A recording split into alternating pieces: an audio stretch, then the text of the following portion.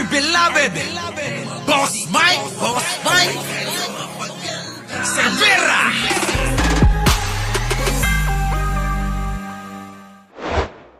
Ako, simple lang, maski nasa langit, hahanapin namin yan, no? Oh, siyempre, bida-bida na lahat. Oh, sabi ng Pangulo eh. Oh, siyempre utos. Eh kasi nga eh. Oh, eh kasi nga matindi yung mga kaso ni Kibuloy. Hindi lang 'yun. Hindi lang 'yung mga kababayan. Hindi lang kasi ordinaryo itong si Kibuloy eh. Mapanirang tao. Alam niyo 'yon, mga kababayan? Mapanirang tao si Kibuloy. Kaya ganyan ang nangyari sa kanya. Kita nyo? Well, ako, simple lang, maski nasa langit, hahanapin namin yan, no? Pero ang sa akin lang is this, maraming indicators on the ground sa nakikita ko, no? May pinapaimbestigahan ako mga tao kung paano ito dahil eto na, nung assault na namin at saka na isip mo, all the time nandun lang. Marami tayong, remember this is already the second time na nangyari ito, ha? Yung first assault namin, medyo pumalpak, mabilisan. No? Kaya kung papansinin nyo, itong second, we've learned our lesson, tumagal. Hindi sila umalis hanggang hindi talaga mahanap at napakalaki nito. Kita nyo mga kababayan. Sabihin mo na kasi, utos kasi ni Pangulong Bongbong Marcos, wag naming iwan. Ha? Banat ba yan na? Wag naming iwan. Kayo, fake news na naman kayo, nakakainis kayo ha. Diyan si Banat Bayo, tirahin nyo. Di ba fake news sila lagi?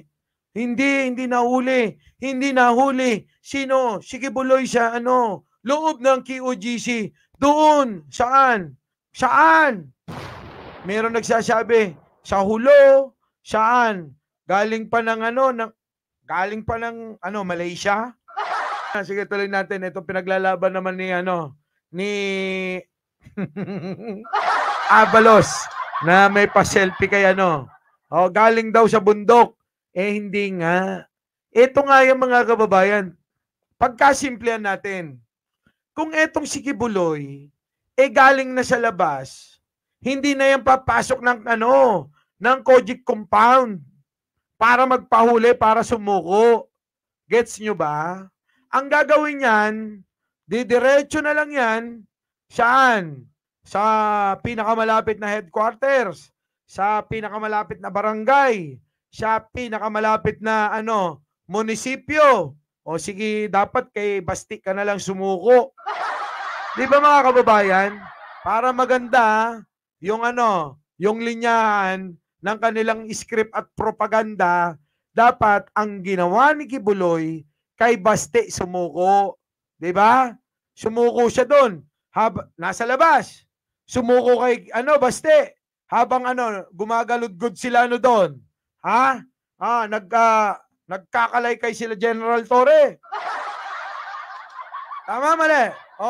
Habang sila General Torre, nagkakalaykay doon, kung sumuko siya kay Pulong. Kasi si Pulong di na raw makita eh. Okay, Baste. Di ba? Oy! Nandito na si Kibuloy, sumuko na! Di sana, mas maganda yung kanilang propaganda. Tama, mali. Di ba, Maria Salome? Kita nyo mga kababayan, di mas maganda yung wala na tayong kailangang pinagtatalunan. Ngayon, sabi ko nga mga kababayan Katipunan Prime ang sinasabi ko, hindi na nga mahalaga kung sumuko o sumurrender o nahuli. Ang mahalaga, hawak na ng otoridad, mga pulis. Sino? Si Kibuloy. Yun ang mahalaga. Kaso kung pagtatalunan pa tayo magtatalo-talo pa tayo ng galing sa labas, pumasok, mga unggoy ba kayo? Sabi nga ni Kibuloy, ano sabi ni Kibuloy? Hindi ako magpapahuli ng buhay sa inyo. Handa akong mamatay. Mga ganon, di ba? May paiyak-iyak pa. Kita nyo? Tapos sasabihin nyo, sumuko si Kibuloy, pumasok sa loob. Tapos pagpasok sa loob, sumuko. Sinabi niya, suko na ko. Ganon. Ganon. Ganon kasi yung gusto nilang palabasin. Ganon yung propaganda nila. Galing sa labas, galing sa bundok, galing sa kung saan-saan.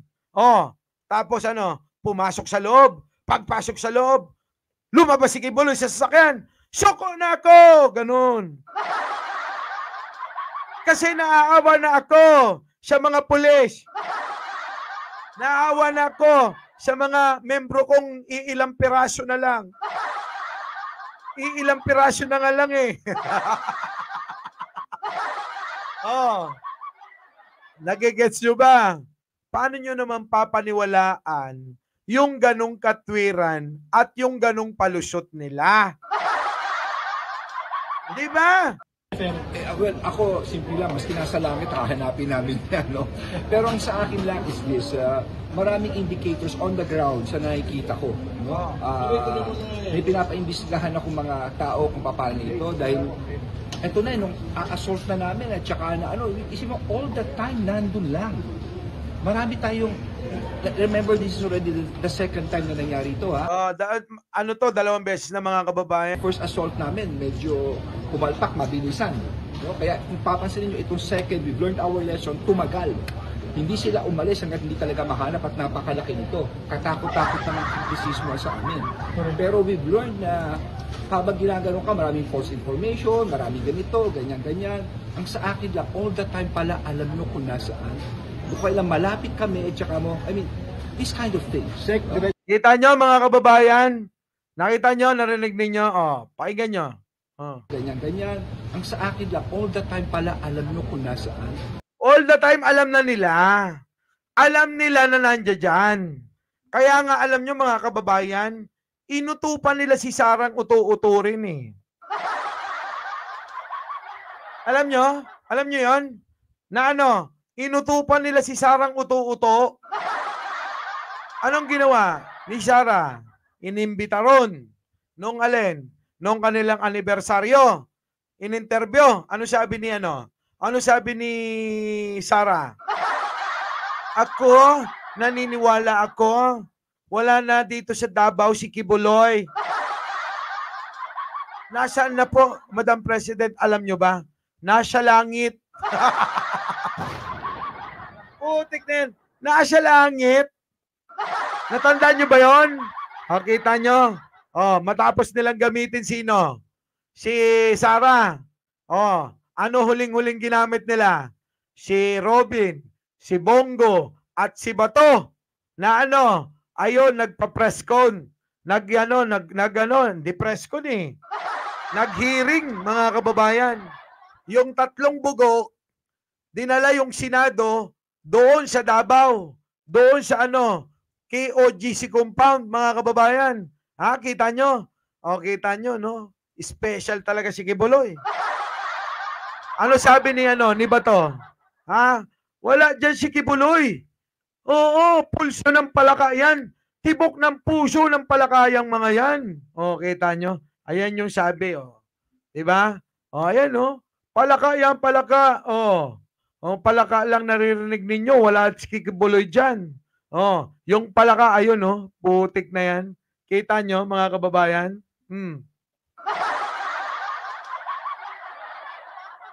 Diba? O, so ngayon, eto na. Nag-iiyakan na sila, mga kababayan. Nag-iiyakan na. Pasok. Pati abogado, umiiyak na.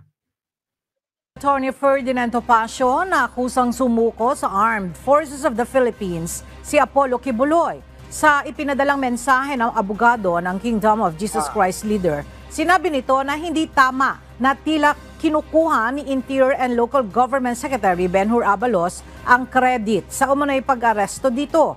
Ayon pa kay Attorney Topacio, patuloy nilang poprotektahan ang mga karapatan ni Kibuloy sa ilalim ng konstitusyon at mga batas habang naghahanda para sa kanyang pagtatanggol. Wala pang tugon si Secretary Abalos sa pahayag na ito ni Attorney Topacio. O, kita nyo mga kababayan, nag-iiyak, pinipilit pa rin nila. O, sige, bigyan natin ng reaksyon ha. Etong si Topacio. Binigyan diin ni Attorney Ferdinand Topacio na akusang sumuko sa Armed Forces of the Philippines si Apollo Kibuloy.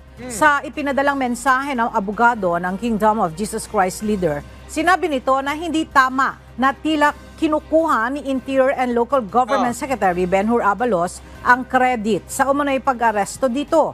Kita nyo mga kababayan, kinukuha daw yung credit ng pag-aresto. Totoo namang na-aresto. Tinawag pang epal. Sino?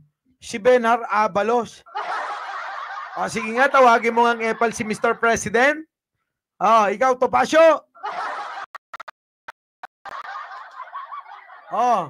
Attorney Gasul. Topacio. Tawagin mong epal si Presidente. Subukan mo. Tignan nga natin. Di ba? Sa totoo lang, ito lang naman yung epal eh. Hindi ko ba alam kung bakit itong mga kriminal, ito ang kinukuhang abogado. Di ba? Wala naman na ipapanalo. Di ba? Walang na ipapanalo. No name. Uy, thank you naman. Ayan, Boss Mike, nag-join, like, and share na. Ako, kay Takero, thank you naman. Lashing. Japan ba si Takero? Oo nga, lahi. Victor Manuel, Satanic Verse. Subukan mo lang. Di ba? Kasi si Pangulo may mensahe. Sasabihin niya, epal si Pangulo? Sige nga. Abogado yan ni Tebes. Abogado ni lahat nga ng kriminal. Abogado to. Abogado rin ni Cassandra Leong. Abogado rin yata ni sino to? Si Go Waping ba yun? Alias Alice Go. Diba? Abogado rin ni Tebes. Abogado rin ni Kibuloy. Kita nyo, puro kriminal. May kalalagyan yan, pag sinabi, epal si BBM. Sigurado. Si Bantag pa. Abogado rin ni Bantag. Walang yung mga kinakampihan ng abogadong ito, Kitang-kita nyo naman sa pagmumuka. Hindi naman maitatago na Diba? Hindi naman maitatago sa pagmumuka ni Topacio kung ano yung mga pinagkakampihang mga mga kriminal Okay, ito. Pasok. Ano pa? Tinawag na epal Ayon pa kay Atty. Topacio, patuloy nilang poprotektahan ang mga karapatan ni Kibuloy sa ilalim ng konstitusyon at mga batas habang naghahanda para sa kanyang pagtatanggol. Kita nyo mga kababayan, ang dami na nangyari. Etong mga abogado na to, kita nyo, pinagtago nila si Kibuloy. Pinagtago nila si Kibuloy. O kita nyo, nahuhuli rin. Alam nyo, mahirap lumaban sa gobyerno. O lagi ko naman sinasabi, di ba? Yung mga, yung mga makakaliwa nga, humahawak pa ng baril Pero hindi sila nanalo. Kanino? Sa gobyerno. Hindi mananalo, mga kababayan. Si Kibuloy pa kaya na ang kanyang panangga, si Torion, si Topacio, at yung ilang pang mga abogado. Kadami-daming abogado mga kababayan? Akala ko ba'y mahina ang kaso? Di ba sinasabi ni Torion, mahina lang naman tong kaso na to. Wala itong kaso na to. Kayang-kaya namin to. Bakit ang dami niyong abogado? Di ba mga kababayan? Di ba kayo nagtataka? Sinisigaw nila na mahina, pero abay sandamakmak yung abogado nila. Maging sa Amerika mga kababayan, ano yung pinagmamalaki ni Kibuloy?